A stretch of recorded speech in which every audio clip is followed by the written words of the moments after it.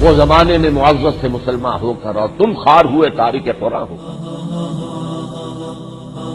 خیرکم من تعلم القرآن وعلمہ، تم میں سے بہترین لوگ وہ ہیں جو قرآن سیکھیں اور سکھائیں۔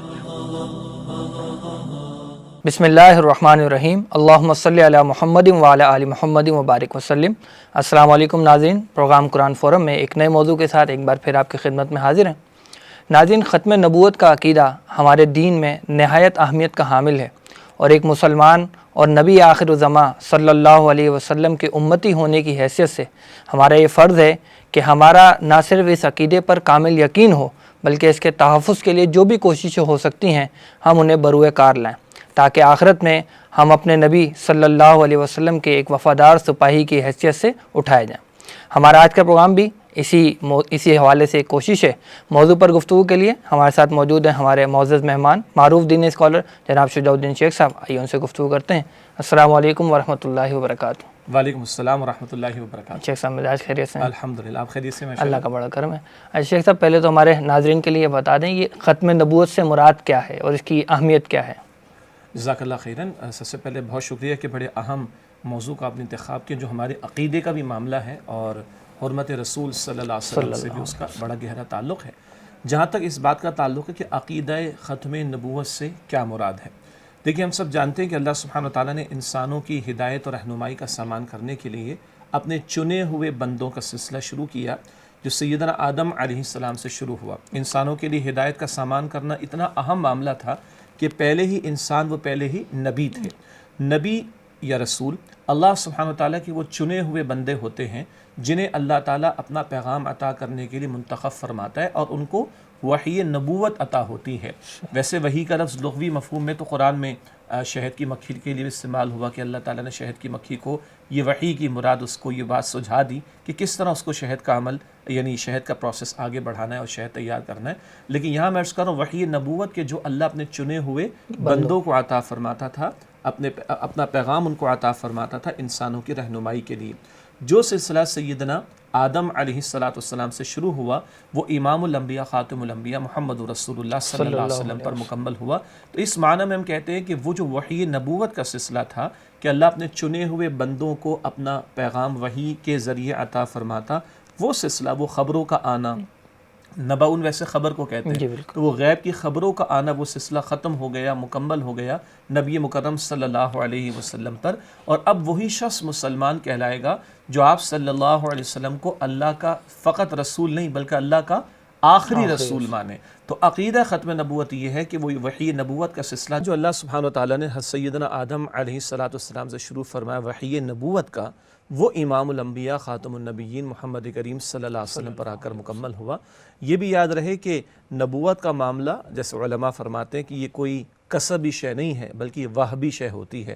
کسب کا مطلب اپنی محنت سے کچھ کمانا، اور وہبی کا مطلب ہوتا ہے یہ اللہ تعالیٰ کی عطا ہوتی ہے۔ تو جب کبھی بھی کوئی رسول یا پیغمبر تشریف لائے تو وہ اللہ کے چنے ہوئے تھے۔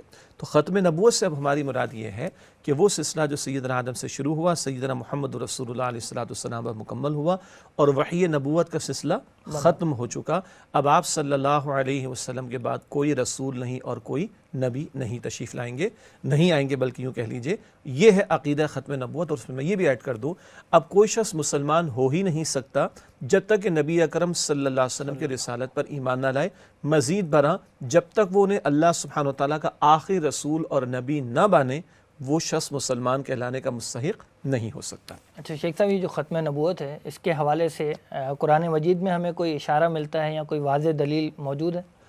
اس کو ہم دو اعتبارات سے سمجھتے ہیں۔ پہلی بات تو یہ کہ یہ ایک ایسا عقیدہ ہے کہ جس پر ساری کی ساری امت کا اجماع ہے۔ دین کے اندر کچھ باتیں ہوتی ہیں کہ جس میں کوئی اختلاف رائے کا معاملہ ہو سکتا ہے، کسی کی رائے یہ ہوتی ہے، کسی کی رائے وہ ہوتی ہے، علمی مباحث کا معاملہ ہوتا ہے، لیکن جس معاملے پر پوری امت کا اجماع ہو جاتا ہے اس میں کوئی اختلاف کی گنجائش نہیں ہوتی۔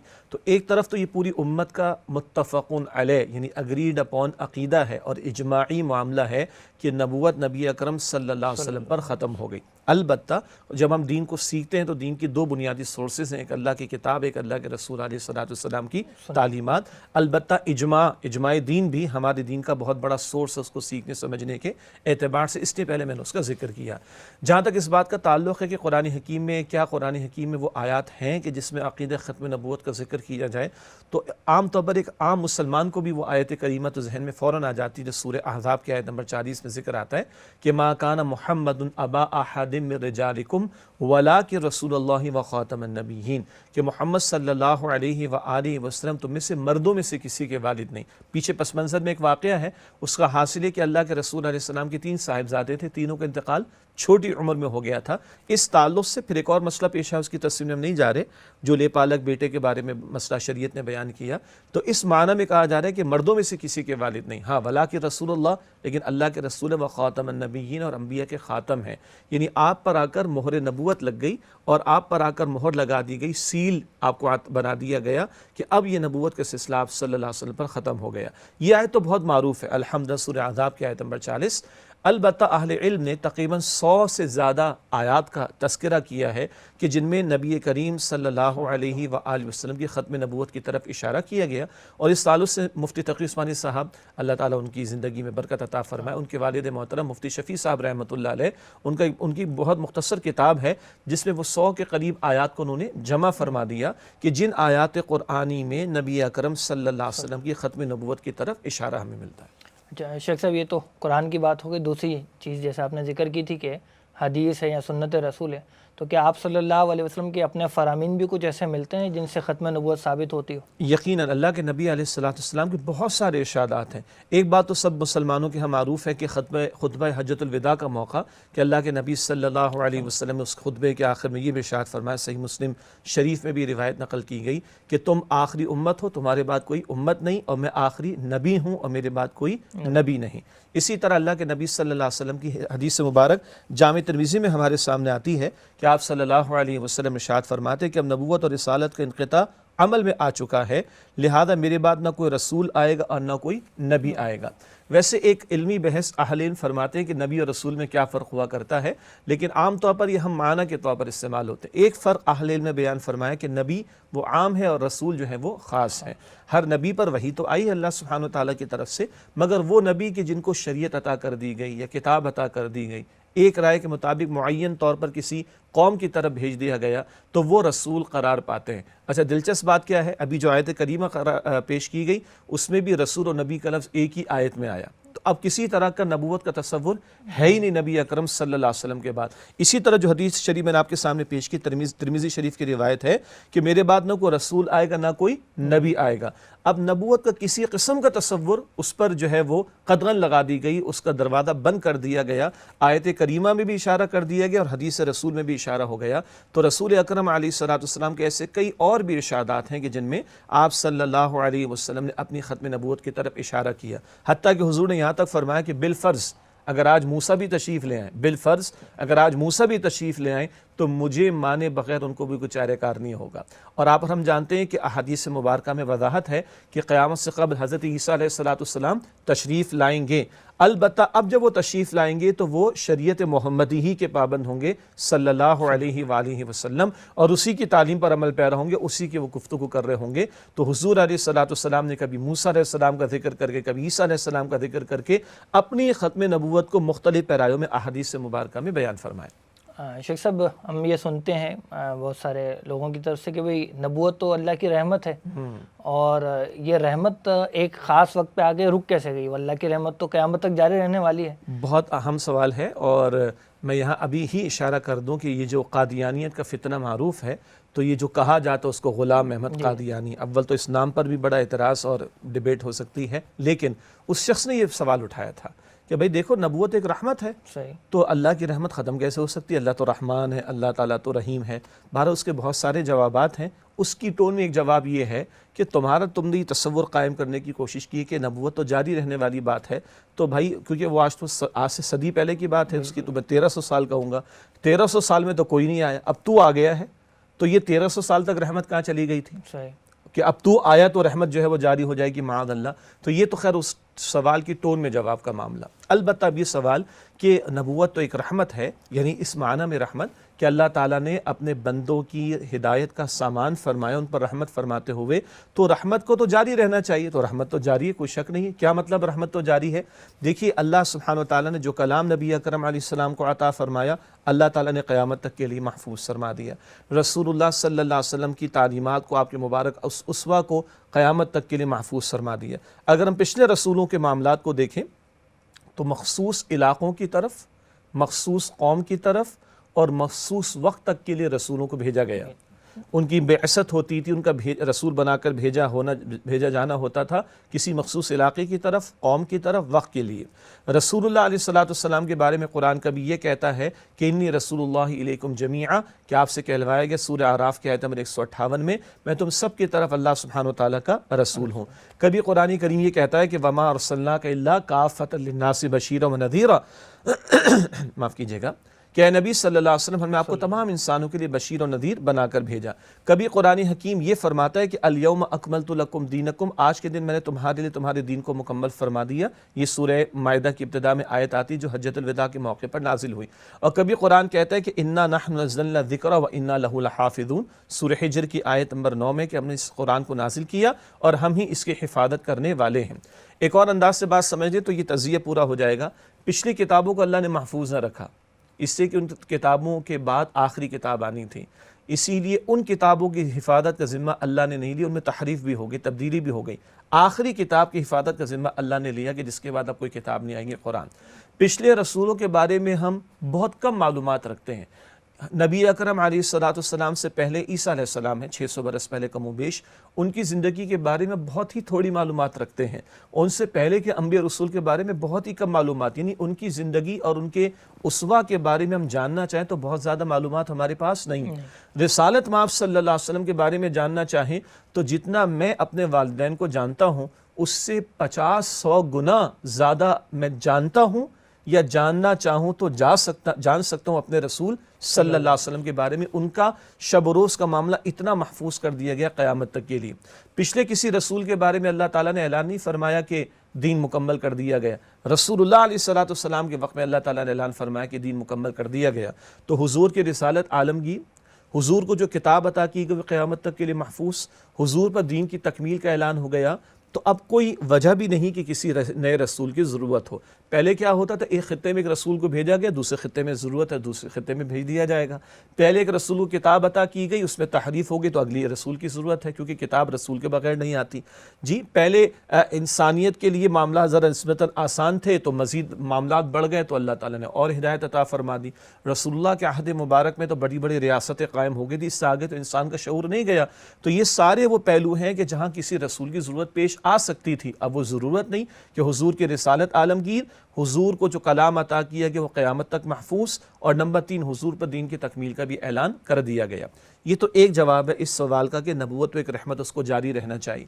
دوسرا پہلو اس سمجھ لینے کا ہے کہ وہ رحمت جاری ہے اور وہ قیامت تک جاری رہے گی، اس سے کہ اللہ کا کلام بھی محفوظ ہے، اللہ رب العالمین کے رسول علیہ السلام کا اسوہ بھی محفوظ ہے، دین کی تکمیل کا اعلان ہو چکا۔ انسانیت کو جو مسائل اور معاملات پیش آئیں گے کتاب و سنت میں اس کے لیے رہنمائی موجود ہے، اور ہاں وہ ایک اجتہاد کا راستہ بھی شریعت نے عطا کر دیا کہ جہاں کوئی نئے معاملات و مسائل پیش آئیں گے تو کتاب و سنت کی دلائل کی روشنی میں اجتہاد کی بصیرت اور استعداد رکھنے والے اہل علم اجتہادی مسئلے کو بیان کر دیں گے۔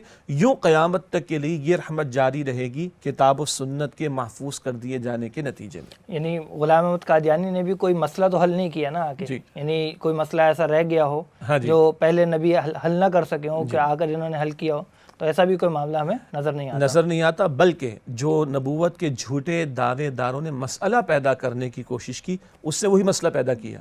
مسئلہ حل تو کوئی کرنے، مطلب اول تو کوئی تھا نہیں نا مسئلہ ایسا، لیکن جو مسئلہ، اور حضور نے فرمایا صلی اللہ علیہ وسلم، بلکہ آپ کی بات سے مجھے یاد آیا، اللہ کے پیارے نبی صلی اللہ علیہ وسلم نے یہ بھی فرمایا کہ ان قریب میری امت میں 30 کذاب ہوں گے. کذاب انتہائی جھوٹے کو کہتے ہیں. اور وہ سب نبوت کا دعویٰ کریں گے جبکہ میں نبیوں کا سلسلہ ختم کرنے والا ہوں اور میرے بعد کوئی نبی نہیں. یہ ابو داؤد شریف کی اور ترمذی شریف کی روایت ہے. یہ بھی حضور علیہ السلام کی صداقت کی دلیل ہے کہ آپ نے بیان فرمایا کہ میرے بعد اتنے لوگ ہوں گے جو کذاب ہوں گے اور نبوت کا دعویٰ کریں گے. اسی طرح یہ تو ترمذی اور ابو داؤد شریف کی روایت ہے. بخاری و مسلم کی روایت ہے. اللہ کے رسول علیہ السلام نے فرمایا قیامت اس وقت تک قائم نہ ہوگی جب تک 30 کے قریب ایسے افراد نہ اٹھا دیے جائیں جو دجال ہوں گے, دھوکے باز, کذاب ہوں گے. ان میں ہر ایک یہ دعویٰ کرے گا کہ وہ اللہ کا رسول ہے. اسی طرح ایک اور روایت جو ابو داؤد شریف کی ہے, قیامت قائم نہیں ہوگی جب تک کہ 30 دجال ظاہر نہ ہو جائیں جن میں ہر شخص یہ کہے گا اور سمجھے گا کہ وہ اللہ کا رسول ہے. یہ ابو داؤد شریف کی روایت ہے. تو اصل میں تو اس نے وہی مسئلہ پیدا کرنے کی کوشش کی جو حضور ہمیں بتا گئے. یعنی حضور یہ بھی رہنمائی عطا کر گئے کہ نبوت کے جھوٹے دعوے دار بھی کھڑے ہوں گے. نعمان صاحب آپ کی اجازت سے میں آپ ایک ذرا حساس نقطہ بھی رکھ دوں تاکہ ہمارے ناظرین کو کلیئرٹی رہے, کیونکہ بعض لوگ جو فتنہ پرور ہوتے ہیں وہ کچھ لوگوں کی سادہ لوحی کا فائدہ اٹھا کر ان کو ٹریپ کرنے کی کوشش کرتے ہیں. امام ابو حنیفہ رحمۃ اللہ علیہ وہ یہ فرماتے ہیں کہ تمہارے سامنے ایک شخص نبوت کا جھوٹا دعویٰ کرے اور تم اس سے کو اچھا تو دعویٰ کرتا تو تیری دلیل کیا ہے, تو تمہارا ایمان بھی گیا. اللہ, تمہارا ایمان بھی گیا. کیا کیونکہ اس کا یہ مطلب ہے کہ تمہیں رسول اللہ علیہ السلام کی ختم نبوت پر ایمان نہیں ہے. میں دوبارہ دہرا دوں, امام ابو حنیفہ رحمۃ اللہ علیہ فرما رہے ہیں کہ تمہارے سامنے کوئی شخص نبوت کا دعویٰ کرے اب اور تم اس سے کہو کہ تیری دلیل کیا ہے, تو تمہارا ایمان بھی گیا. اس سے کہ اس کا یہ مطلب ہے کہ تمہارا رسول اللہ علیہ السلام کی ختم نبوت پر ایمان نہیں ہے, تبھی تو تم اس سے سوال کر رہے ہو. یعنی معاذ اللہ وہ دلیل دے گا تو تم اس کی دلیل مان لو گے.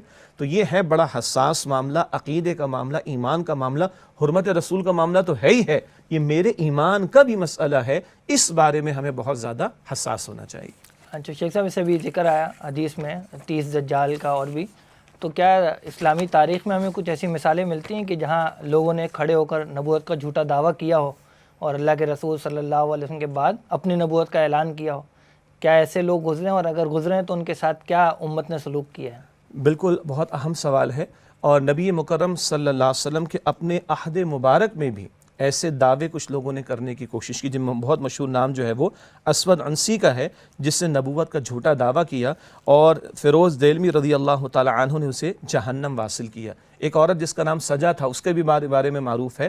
تو جو حضور علیہ السلام فرما گئے اس کے بالکل عین مطابق ایسے جھوٹے دعوے دار امت میں کھڑے ہوئے, اور ان کے خلاف پوری امت کا, اس میں بھی سمجھ لیں پوری امت کا اس پر اجماع ہے کہ ایسے دعویٰ کرنے والے وہ واجب القتل ہوتے ہیں. چنانچہ یہ جو اسود عنسی تھا حضور علیہ السلام کے دور میں اس کو بھی قتل کیا گیا. حضرت صدیق اکبر رضی اللہ تعالیٰ عنہ کا دور ہے کہ جب مسیلمہ کذاب نے اور اس طرح کچھ اور لوگوں نے جھوٹی نبوت کے دعوے کیے اور ان کے خلاف جہاد کیا گیا, یعنی باقاعدہ جنگ کی گئی. اور آپ کو بڑی دلچسپ بات میں عرض کروں کہ نبی اکرم علیہ السلام کے عہد مبارک کی اگر ہم بات کریں تو صحابہ کرام جنہوں نے جام شہادت نوش کیا وہ 260 کے قریب تعداد بنتی, کم و بیش 260 ہیں. جب اللہ کے رسول موجود ہیں اور غلبہ دین کی جد و جہد ہو رہی ہے تو کم و بیش 260 صحابہ کرام نے جام شہادت نوش کیا. لیکن حضور علیہ السلام کے دنیا سے تشریف لے جانے کے بعد یہ جو نبوت کے جھوٹے دعوے دار کھڑے ہوئے, ان کے خلاف جو قتال کا محاذ کھولا گیا, اس میں ہزاروں صحابہ کرام نے, سینکڑوں سے بڑھ کر ہزار سو پر تعداد چلی جائے گی کہ جن صحابہ کرام نے پھر بعد میں تابعین کا دور, تبع تابعین کا دور, تو اگر صحابہ اور ان کے بعد کے ادوار کو شمار کریں تو ہزاروں لوگوں نے اپنی جانوں کے نذرانے پیش کیے اس ختم نبوت کے عقیدے کی حفاظت کے لیے, اور جو جھوٹے دعوے دار تھے نبوت کے ان کا قلع قمع کرنے کے لیے, جیسے کہ مسیلمہ کذاب کا ذکر میں نے آپ کے سامنے کیا. ماضی میں اسی طریقے پر ایران کے علاقے میں باہولہ, بہت پرانا معاملہ ہے, باہولہ ایک شخص نے جو ہے وہ نبوت کا جھوٹا دعویٰ کیا, اسے بھی قتل کیا گیا. اور یہ جیسے حضور نے فرمایا کہ 30 کے قریب بڑے بڑے دجال ہوں گے. اچھا وہ یہ دجال المسیح الدجال کی بات نہیں ہو رہی, دجال بمعنی دجل, دھوکے و فریب کو کہتے ہیں, بڑے دھوکے باز ہوں گے. چنانچہ اسی تسلسل کے اندر ہندوستان کے علاقے کے اندر آ جائیں اور جنگ آزادی کے بعد کی بات اگر کریں تو وہ جو جذبہ جہاد مسلمانوں میں تھا جس سے دین دشمنوں کو ہمیشہ خوف رہا ہے، اس جذبہ جہاد کو نکالنے کے لیے دلوں سے برطانیہ نے جھوٹی نبوت کا فتنہ کھڑا کرنے کی کوشش کی۔ ظاہری بات ہے ان غیروں کو پتہ ہے کہ جب تک سازشیں کر کے مسلمانوں کے عقیدے کی بگاڑ کی کوشش نہ کی جائے، ان کو فتنوں میں مبتلا کرنے کی کوشش نہ کی جائے، تو ان کو راہ حق سے ہم ہٹا نہیں سکیں گے۔ چنانچہ جھوٹی نبوت کا جو دعویٰ، یہ جو مرزا قادیانی تھا، اس کے والد کا نام تھا مرزا غلام مرتضیٰ، جو کہ ایک ایجنٹ تھا انگریز کا، اور اس کا بیٹا مرزا غلام احمد قادیانی، اس پوری چال کے ذریعے اس کو تیار کیا گیا، اور یہ یکدم نہیں ہوا ہے۔ اگر یہ تاریخ اگر ہم پڑھیں، اور اس تاریخ کے پڑھنے کے لیے میں یہ نہیں کہہ رہا کہ مسلمانوں کی کتابوں کا مطالعہ کیا جائے، خود غلام احمد قادیانی کے بارے میں جو کتابیں اس کے متبعین نے لکھی ہیں، ان کے حوالے ہمارے علماء پیش کرتے ہیں کہ کہاں کہاں سے اس نے دعوے شروع کیے اور کہاں کہاں تک وہ دعووں کو لے کر پہنچا ہے۔ چنانچہ اس نے معاذ اللہ اول 1880 عیسوی کی بات ہے، معمور من اللہ ہونے کا دعویٰ کیا، میں اللہ کی طرف سے معمور کیا۔ ابھی ذرا دعویٰ تو بڑا ہے لیکن ذرا بقیہ دعووں کے مقابلے میں ہلکا دعویٰ ہے۔ 1882 عیسوی کی بات اس نے مجدد ہونے کا دعویٰ کیا، میں تو دین میں تجدید کرنے والا ہوں۔ 1884 کی بات ہے کہ پھر علماء نے اس پر اس کے پیروکاروں پر کفر کا فتویٰ لگایا۔ اچھا کیونکہ علل اعلان یہ دعویٰ کر رہا ہے، کسی کے دل میں کوئی بات ہم اس کو تو جھانک نہیں سکتے، لیکن ایک شخص آگے دعویٰ کر رہا ہے اور اس پر مصر اور اصرار بھی کر رہا ہے، تو پھر علماء ظاہری بات ہے عقیدے کی حفاظت تو کریں گے، چنانچہ کفر کا فتویٰ لگایا گیا۔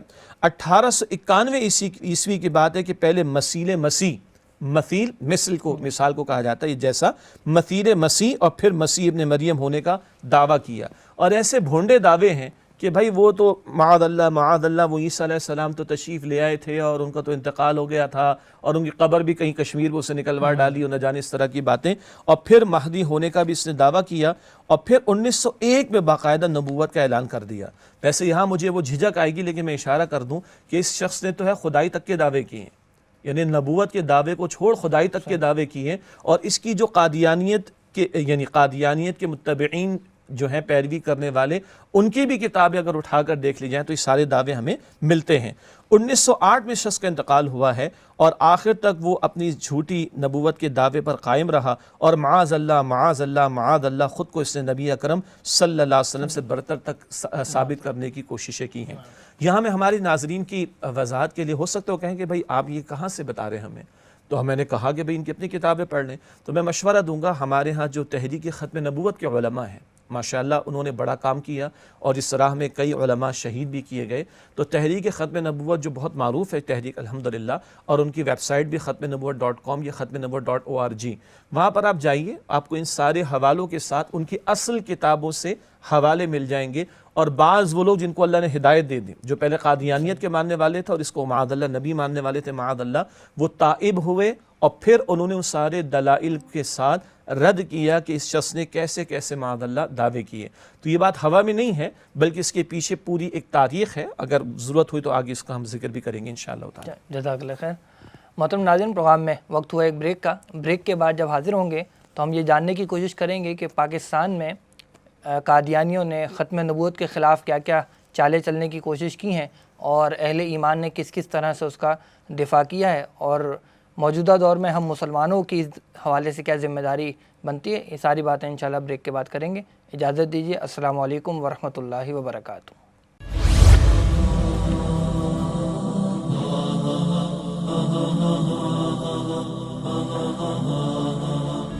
وہ زمانے میں معزز تھے مسلمان ہو کر، اور تم خار ہوئے تارک قرآن ہو۔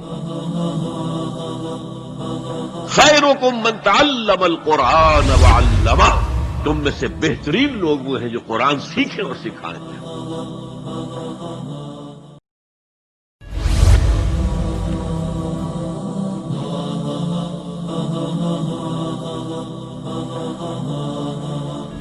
وہ زمانے میں معزز تھے مسلمان ہو کر، اور تم خار ہوئے تارک قرآن ہو۔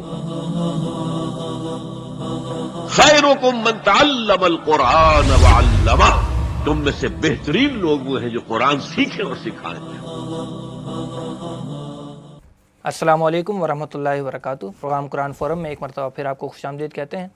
آج ہم عقیدہ ختم نبوت اور ہماری ذمہ داری کے حوالے سے گفتگو کر رہے ہیں۔ آئیے اپنے مہمان سے گفتگو کو آگے بڑھاتے ہیں۔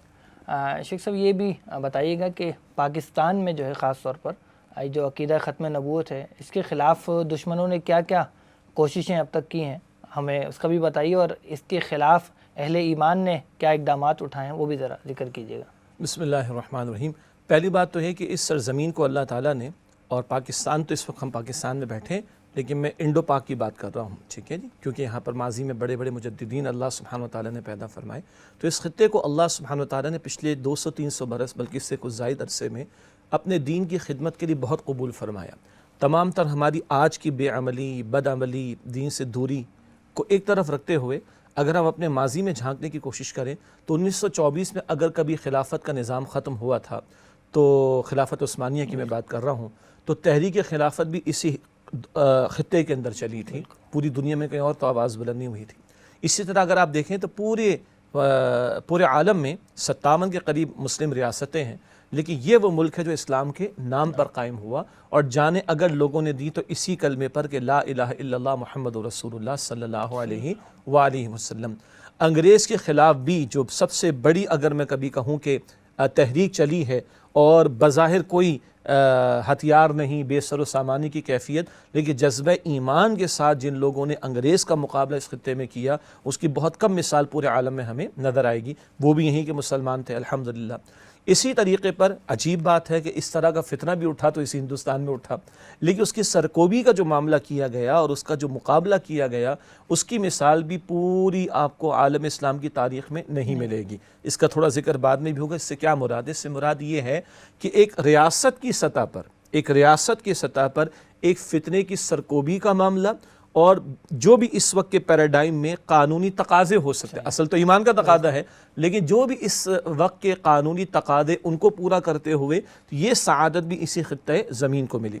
البتہ تھوڑا سا پہلے پس منظر ہم سمجھتے ہیں، جیسے کہ تھوڑی دیر پہلے عرض کیا گیا کہ یہ اصل تو وہ پودا تھا جو کہ انگریز نے لگایا، اور مسلمانوں سے جذبہ جہاد کو نکالنے کے لیے اس جھوٹی نبوت کے دعوے دار کو کھڑا کیا گیا، اور اس طرح کی باتیں کہ قتال کا بھی انکار اور قتال فی سبیل اللہ کے تقاضوں کا انکار، اور اس طرح کی باتیں بھی اس شخص نے پیش کرنے کی کوشش کی۔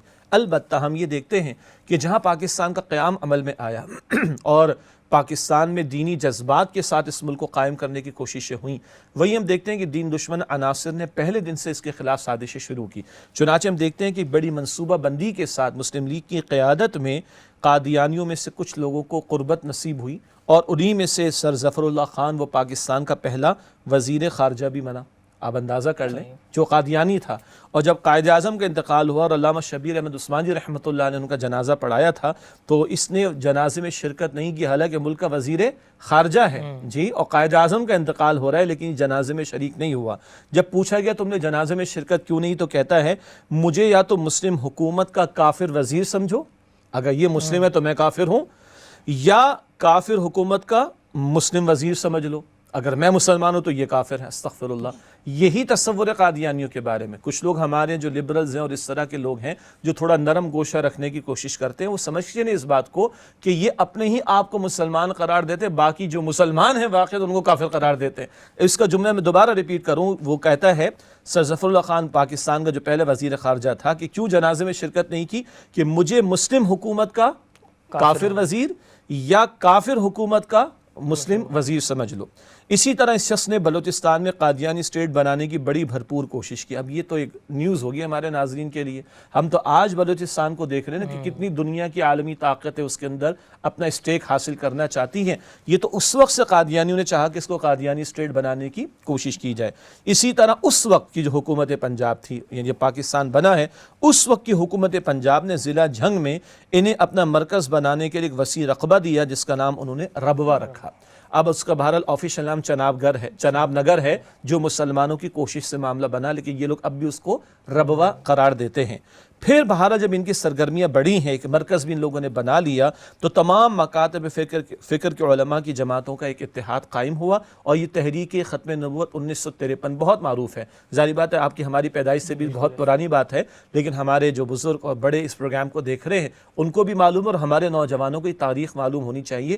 1953 میں بھرپور تحریک چلی، اور تمام مکاتب فکر، اس میں آپ مجھے اجازت دیجئے کہ دیوبندی ہوں، بریلوی ہوں، اہل الحدیث ہوں، سنی ہوں، شیعہ ہوں، کوئی فرق نہیں، کیونکہ سب کے نزدیک ختم نبوت کا عقیدہ تو متفق علیہ ہے، چنانچہ ان سارے دینی جماعتوں کے اکابرین نے کھڑے ہو کر، علماء نے کھڑے ہو کر یہ اتحاد بنایا، اور یہ 1973 کی تحریک بہت مشہور ہے، اور ان کا مطالبہ تھا کہ قادیانیوں کو اقلیت، غیر مسلم اقلیت قرار دیا جائے اور کلیدی عہدوں سے ان کو ہٹانے کی کوشش کی جائے۔ ظاہری بات ہے مسلمانوں کی ریاست ہے تو اس کے معاملات دین کے مطابق چلنے چاہیے، اور جو ہمارے دین کو مانتا نہیں ہے وہ کلیدی عہدوں پر کیسے فائز رہ سکتا ہے۔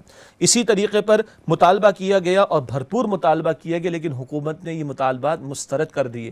یہی وہ دور تھا جب بہت سے لوگوں کو جیل کاٹنا پڑی، مولانا مودودی علیہ رحمہ ہوں، مولانا عبدالستار خان نیازی صاحب ہوں مرحوم، اسی طرح اور بہت سارے علماء انہوں نے جیلیں کاٹی ہیں، اور سڑکوں پر جو ہے وہ لوگوں نے احتجاج بھی کیا ہے، اور کئی سینکڑوں کی تعداد میں لوگوں نے جام شہادت نوش کی۔ یہ 1953 کا معاملہ ہے جب یہ معاملہ پہلی مرتبہ بھرپور طریقے پر تمام علماء کی طرف سے، دینی جماعتوں کی طرف سے اٹھایا گیا، لیکن حکومت نے بہرحال ان مطالبات کو مسترد کر دیا۔ بہرحال یہ تحریک جاری رہی، اور علماء یا عوام الناس کہیے کہ ان کے دلوں میں سے یہ جذبہ ختم نہ ہو سکا کہ کوئی جذبہ ٹھنڈا پڑ جائے، اور چنانچہ ہوتے ہوتے، زیادہ تفصیل کا موقع نہیں ہے، اگلا جو سال مشہور ہے وہ ہم سب جانتے ہیں، وہ 1974 ہے۔ 1974 کا معاملہ کیا ہے کہ اسی سال میں وہ ایک بہت بڑا کام ہوا کہ جو سعادت اس پاکستان کو ملی۔ البتہ ہوتا نا کہ کسی بڑے کام کے پیچھے یا بڑی ایک تحریک کے پیچھے یا ایک بڑی محنت کے پیچھے کوئی واقعہ ہوا کرتا ہے۔ ایک واقعہ ایسا ہوا جو اسی مقام یعنی ربوہ، جس کا اصل آفیشل نام تو اب چناب نگر ہے، یہاں پر وہ واقعہ ہوا کہ نشتر کالج کے کچھ اسٹوڈنٹس ہیں جن پر قادیانیوں نے ربوہ کے اسٹیشن پر حملہ کیا اور لہو لہان کر ڈالا ان کو۔ اس کے نتیجے میں جذبات مسلمانوں کے بھڑکے اور ایک بہت بڑی تحریک جو ہے وہ پیش کی گئی، اور قومی اسمبلی میں قادیانیوں کو اقلیت قرار دینے کا بل پیش کیا گیا۔ اب یہ جو کچھ میں کہہ رہا ہوں نا، یہ تو شاید 2-3 منٹ کی بات ہے، لیکن اس کی پوری تاریخ ہے اور اس میں ہمیں کریڈٹ دینا پڑے گا، کوئی شک نہیں ہے ذوالفقار علی بھٹو مرحوم کو، اس وقت وزیر اعظم، اور بہرحال پیپلز پارٹی کو یہ کریڈٹ دینا پڑے گا ذوالفقار علی بھٹو کو۔ بلکہ بعض لوگوں کا خیال ہے کہ ذوالفقار علی بھٹو صاحب کتنا ہی اختلاف رکھ لیں، یہ کام اللہ تعالیٰ نے اس سے کروا لے کہ شاید اس کی بخشش کا ذریعہ بن جائے، اللہ نوز دا بیسٹ۔ بہرحال بھٹو نے بڑی زوردار تقریر کی، وہ ہمارے سوشل میڈیا پر بھی اویلیبل ہے، اور یہ آسان کام نہیں تھا، یعنی عالمی طاقتوں کا بھی پریشر ہوگا، جیسے آج بھی پریشر ہمارے حکمرانوں پر ہے، اور کچھ ان کی طرف سے صفوں میں بھی لوگ بیٹھے ہوئے ہیں، وہ سارا پریشر برداشت کیا گیا۔ اور اس وقت اٹارنی جنرل تھے یحییٰ بختیار صاحب، اور تمام علماء رات کو بریفنگ دیتے تھے اٹارنی جنرل کو۔ دیکھیے دینی پیراڈائم میں گفتگو کرنا ایک پہلو ہے، قانونی سطح پر گفتگو کرنا دوسرا پہلو، لیکن دلائل تو علماء کے پاس سے، تو رات میں تمام مکاتب فکر کے علماء جو اکابرین امت ہیں وہ بیٹھتے تھے، اور اٹارنی جنرل کو سارے دلائل فراہم کیے جاتے تھے، پھر اگلے دن بات ہوتی تھی۔ اچھا، جب یہ بل پیش ہوا تو اس کی پوری ایک قانونی کارروائی کی گئی، اور قومی اسمبلی میں جو قادیانیوں کا تیسرا خلافت کا تصور ان کے بھی ہے، جھوٹا تصور بہرحال، اور ان کا خلیفہ تھا مرزا ناصر احمد، اس کو بلا کر جرح کی گئی، اور تقریباً 16-17 دن تک یہ معاملہ جاری رہا۔ ایسا نہیں کہ ایک طرفہ بیٹھ کے فیصلہ دے دیا گیا ہو، علماء نے دلائل پیش کیے، عدالتی کارروائی مکمل ہوئی، قومی اسمبلی کی کارروائی مکمل ہوئی، اور 16-17 دن کی یہ کارروائی اب پرنٹڈ موجود ہے۔ کچھ چیزیں اس وقت احتیاط کے طور پر، اور یہ کہ امن عامہ کو نقصان نہ پہنچے، نقض امن کا معاملہ نہ ہو جائے، اس وقت اس کو ایشو نہیں کیا گیا، اب ایشو کر دیا گیا، لیکن اس 16-17 دن کی پوری کارروائی کو ڈاکیومنٹ کیا گیا، اور جو میں نے تھوڑی دیر پہلے ختم-نبوت.com یا ختم-نبوت.org کا حوالہ دیا، وہاں پر بھی ہمارے ناظرین اگر جائیں گے تو پوری کارروائی مل جائے گی۔ اور وہاں کھڑے ہو کر یہ جو مرزا ناصر تھا، اس نے کہا کہ ہاں سارے کے سارے مسلمان، یعنی جو لوگ بھی غلام احمد قادیانی کو اللہ کا رسول نہیں مانتے، وہ ہمارے نزدیک کافر ہیں۔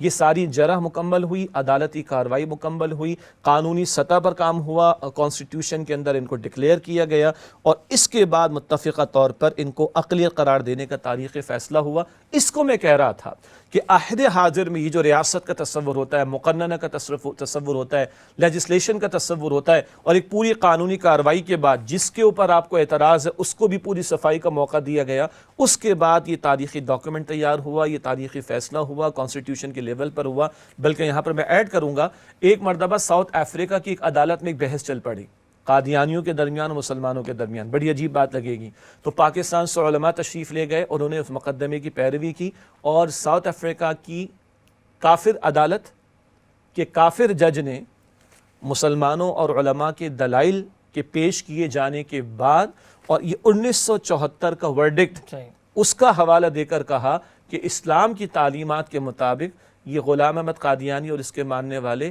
یہ دین اسلام سے خارج ہیں۔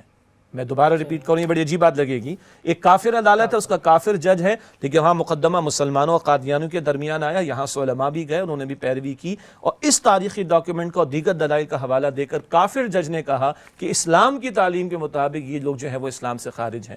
تو یہ ہوا میں کام نہیں ہوا، یہ پورے دلائل کے ساتھ کام ہوا ہے، اور اس کو عدالت میں کھڑا کر کے مرزا ناصر کو اس سے گویا کہ اگلوایا گیا، پوری جرح اس پر کی گئی۔ مولانا یوسف بنوری رحمۃ اللہ علیہ دیگر بزرگوں کی بڑی ابزاری بات ہے، وہ اتنے اکابرین سب کے نام لینا ممکن نہیں ہے، تو بڑے زبردست انہوں نے جو ہے دلائل وہاں پر پیش کیے۔ پھر اٹارنی جنرل نے پوری کاروائی عدالتی کاروائی ایک طرف، قومی اسمبلی کی کاروائی ایک طرف، پھر کانسٹیٹیوشن کے لیول پر ان کو کافر قرار دیا گیا۔ معاف کیجیے گا بات طویل ہو گئی، لیکن یہ میں چاہتا ہوں کہ بنیادی نقطے ہمارے خاص طور پر نوجوان نسل کے ذہنوں میں ہوں گے، تو کل ان کو ریفر کرنا انشاءاللہ آسان ہوگا۔ شیخ صاحب یہ بھی ذکر کر دیجئے کہ اس فیصلے کے نتیجے میں ان پر کیا پابندیاں لگیں؟ ہاں یہ بڑا اہم سوال ہے۔ ویسے تو ہمارے استاد فرماتے تھے ڈاکٹر اسرار احمد صاحب رحمۃ اللہ علیہ کہ ہم نے آدھا کام کیا اور آدھا کام نہیں کیا۔ آدھا کام سے مراد کیا ہے؟ آدھا کام تو کہ ان کو مرتد قرار دیا گیا، اسلام سے خارج قرار دیا گیا، لیکن پورا کام نہ ہو سکا۔ پورا کام یہ ہے کہ مرتد جو ہے وہ واجب القتل ہوتا ہے، اگر توبہ تائب نہیں ہوگا تو قتل کیا جائے گا وہ۔ خیر اس میں ٹیکنیکل ایشوز بھی ہیں کہ ایک وہ لوگ تھے کہ جس نے اس کو زندہ دیکھا مرزا غلام احمد قادیانی کو، اور اس کو معاذ اللہ معاذ اللہ معاذ اللہ رسول مانا، معاذ اللہ۔ اب ان کی تیسری چوتھی پانچویں نسل چل رہی ہے، تو اس کے بارے میں اہل علم کی آرا ہے کہ بعد والوں کا معاملہ پھر عام کفار ہی کی طرح لیا جاتا ہے۔ وہ ایک ٹیکنیکل بحث ہے، وہ فقہاء اور علماء بہتر طور پر کر سکتے ہیں۔ لیکن اس کے بعد ایک اور کام بھی ہوا کہ 1984 میں ضیاء الحق مرحوم کے دور میں امتناع قادیانیت آرڈیننس پیش کیا گیا، جس کے ذریعے قادیانیوں کو مسلمان کی حیثیت سے اپنی شناخت کرانے سے روک دیا گیا۔ کیا مطلب؟ یہ اپنے آپ کو مسلمان نہیں کہہ سکتے، یہ اپنی عبادت گاہ کو مسجد نہیں کہہ سکتے، یہ اپنے عمل عبادت کو نماز نہیں کہہ سکتے، یعنی جو شعائر دین اسلام کے ماننے والوں کے ہیں، یہ شعائر اور ان کے الفاظ، یہ ٹائٹل، یہ اپنے لیے استعمال نہیں کر سکتے۔ گوگے کرتے ہیں، جو کہ غلط ہے، جو کہ قانوناً جرم ہے، جو کہ پاکستان کے قانون اور کانسٹیٹیوشن کے خلاف ہے، اور ان کے خلاف کوئی اقدام نہیں ہوتا، یہ قانوناً مجرم بھی ہیں۔ تو یہ میں دوبارہ عرض کر رہا ہوں کہ 74 میں تو وہ ہوا، اور 84 میں ضیاء الحق مرحوم کے دور میں یہ امتناع قادیانیت آرڈیننس میں پیش ہوا کہ دینی شاعر جو دین اسلام کے ہیں، یہ ان کو اپنے لیے استعمال نہیں کر سکتے۔ اچھا شیخ صاحب، اس میں ایک چیز ذہن میں آتی ہے کہ آخر آج بھی ہم دیکھتے ہیں کہ کبھی خبر آتی ہے جی فلاں نصاب میں سے ختم نبوت کا لفظ نکال دیا گیا، فلاں جگہ یہ کر دیا گیا، تو یہ بار بار اسی ختم نبوت پر حملے کیوں ہوتے ہیں؟ ہاں بہت اہم سوال ہے اور بڑا حساس سوال ہے۔ اس کے 2-3 اعتبارات سے ہمیں پہلو سمجھنے کی ضرورت ہے۔ پہلی بات، میرا اور آپ کا ایمان نعمان صاحب کس بات پر کھڑا ہے؟ اس بات پر کھڑا ہے جو فقہا ایمان کی تعریف ہمارے سامنے رکھتے ہیں کہ تصدیق بما جاء بہ النبی صلی اللہ علیہ وسلم، ہر اس بات کی تصدیق کرنا جس کی خبر نبی مکرم صلی اللہ علیہ وسلم نے عطا فرمائی۔ آپ دیکھ لیں قوموں نے جب بھی بحث کی نا تو وہ رسول کی ذات پر انگلی اٹھائی معاذ اللہ۔ اسی طرح اس امت میں جتنے فتنے اٹھے تو نبی مکرم صلی اللہ علیہ وسلم کی ذات با برکات ہی کے حوالے سے کوئی مسئلہ، انکار سنت کا فتنہ دیکھ لیں یا یہ قادیانیت کا فتنہ دیکھ لیں۔ مسئلہ کیا ہے؟ پہلی بات تو یہ کہ تمام مسلمانوں کے نزدیک نبی مکرم علیہ الصلوۃ والسلام کی ذات با برکات بہت ہی زیادہ محترم ہے۔ مغرب مشرق مغرب شمال جنوب کے مسلمان کو جوڑنے والی کوئی شے اگر ہے تو وہ نبی مکرم صلی اللہ علیہ وسلم کی ذات بابرکات۔ ایک بڑا حساس نقطہ ہے، آپ دیکھیے قرآن حکیم کے بہت سارے احکامات کے بارے میں لب کشائی کرتے ہیں کچھ لوگ اور غلط باتیں بھی کرتے ہیں معاذ اللہ، تو ناموس الہی بھی کسی شے کا نام ہے، لیکن آپ کبھی دیکھیں کہ اس تعلق سے مسلمانوں کے جذبات ویسے نظر نہیں آتے جیسے کہ جذبات ناموس رسالت کے تعلق سے۔ اس کا قطعاً یہ مطلب نہیں کہ ناموس الہی کا معاملہ کو ہلکا لیا جائے، قطعاً نہیں۔ عجیب بات، یہ جو جذباتیت اللہ تعالیٰ نے مسلمانوں کو عطا کی ہے نبی مکرم صلی اللہ علیہ وسلم کے تعلق سے، غیروں کو اسی کا خوف ہے، وہ چاہتے کہ روح محمد ان کے وجود سے نکال لی جائے۔ تو جب آپ دیکھیں گے کوئی فتنہ اٹھے گا وہ رسالت معاف صلی اللہ علیہ وسلم کی ذات بابرکات کے تعلق سے کوئی مسئلہ وہاں پر نظر آئے گا، چاہے انکار سنت کا فتنہ ہو، اطاعت رسول سے انکار کی بات ہو، یا قادیانیت کا معاملہ ہو، یا جھوٹی نبوت کا معاملہ ہو۔ کیوں؟ اگر یہ بنیاد ہٹا دی جائے معاذ اللہ تو پھر تو دروازے کھلے، جو چاہے گا قرآن کی تعبیر کرے گا، جو جس طرح چاہے گا معاذ اللہ مختلف دعوے کر کے لوگوں کو اپنا ہمدوا بنانے کی کوشش کرے گا۔ تو اصل نقطہ کیا ہے کہ ہمارا ایمان کھڑا ہے اس بات پر کہ ہم ہر اس بات کی تصدیق کرتے ہیں جو نبی مکرم علیہ السلام نے جو خبر ہمیں عطا فرمائی۔ نمبر 2، امت کو جو جوڑنے والی شے ہے وہ رسول پاک صلی اللہ علیہ وسلم کی ذات بابرکات۔ میرے سامنے 100 عبارت عربی کی ہوں اور ایک عبارت قرآن حکیم کی ہو تو میں کس بنیاد پر مانتا ہوں؟ میں ان 100 کو نہیں مانتا، اس کو مانتا ہوں صرف اس لیے کہ محمد رسول اللہ نے بتایا صلی اللہ علیہ وآلہ وسلم۔ میں اللہ کو مانتا ہوں مگر اس طرح جیسے محمد رسول اللہ نے بتایا صلی اللہ علیہ وسلم۔ تو ایک ہماری فکری بنیاد، نظریاتی بنیاد اور ایک ہماری جذباتی بنیاد ہے رسول پاک صلی اللہ علیہ وسلم کی ذات بابرکات۔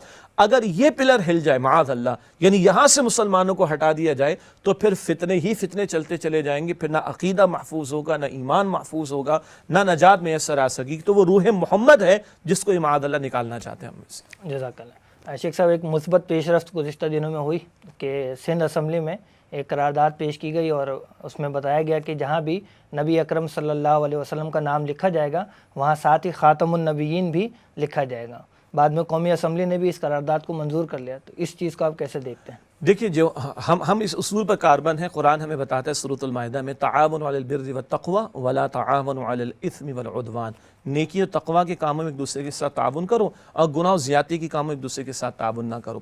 یعنی ہمارا معاملہ وہ تو نہیں ہونا چاہیے جو اپوزیشن کا رول ہوتا ہے، ٹھیک ہے، ہر بات کو اپوز ہی کرنا ہے۔ اچھا، دلچسپ بات یہ کہ بات پھر وہی آتی ہے نا کہ رسول اللہ کی ذات بابرکات کا معاملہ ایسا ہے۔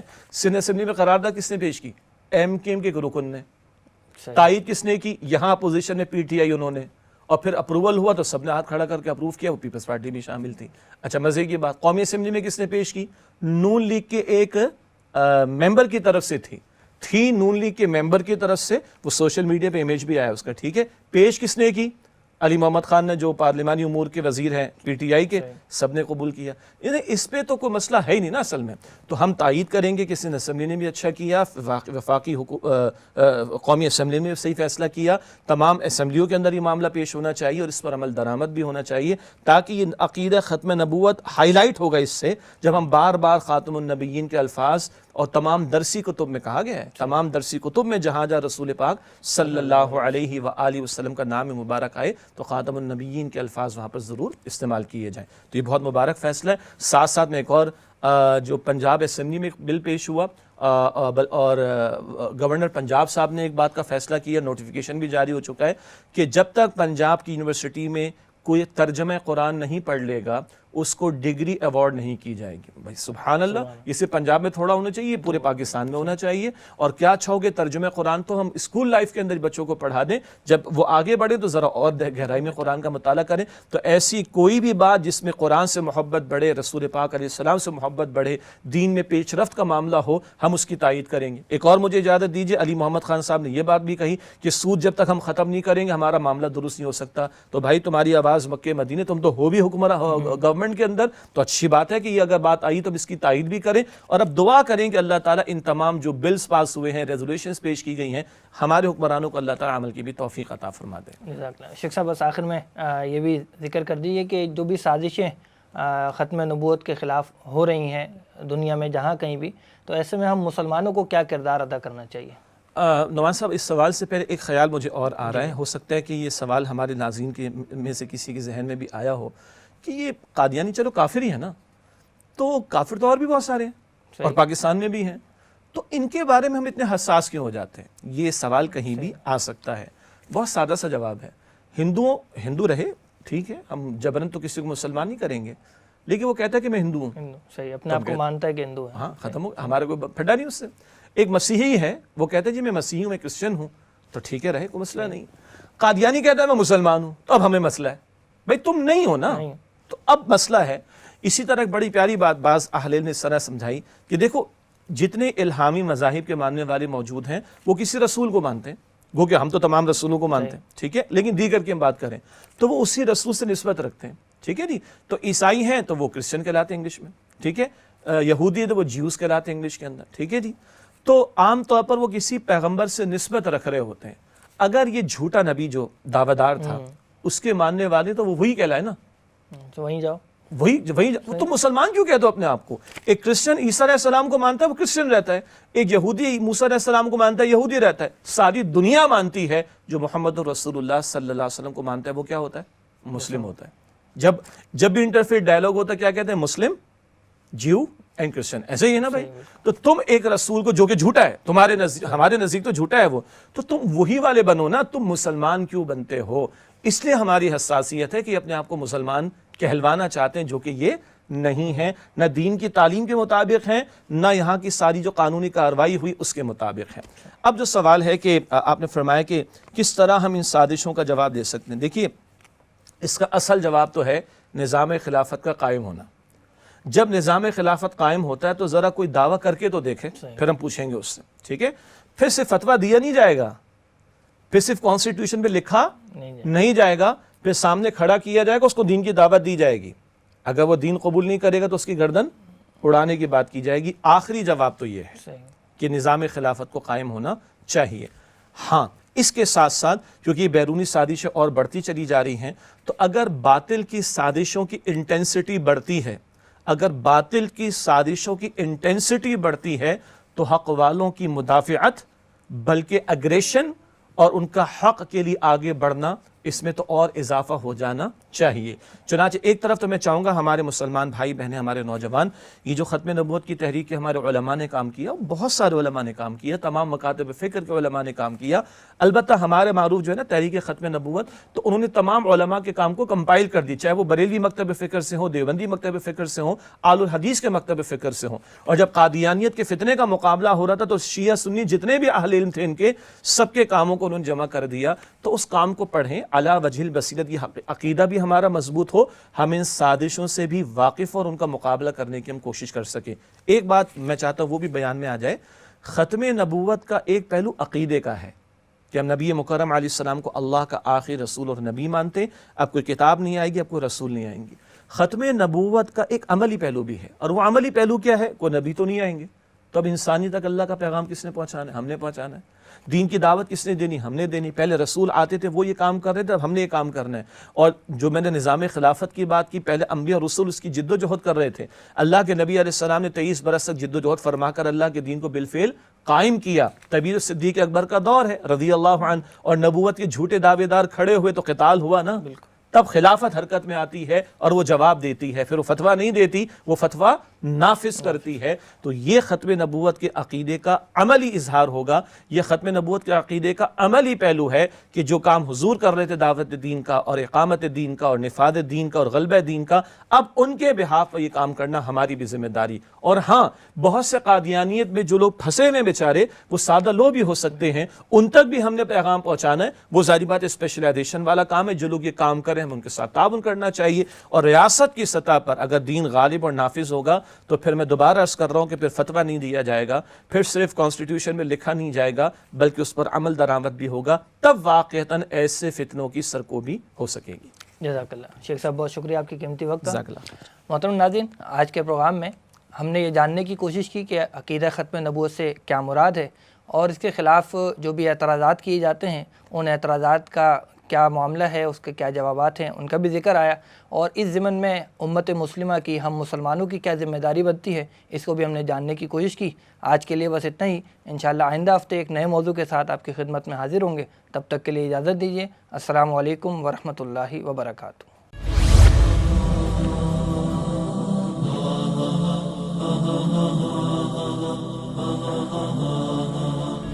وہ زمانے میں معزز سے مسلمان ہو کر اور تم خار ہوئے تاریخ قرآن ہو. خیرکم من تعلم القرآن وعلمہ، تم میں سے بہترین لوگ وہ ہیں جو قرآن سیکھیں اور سکھائیں.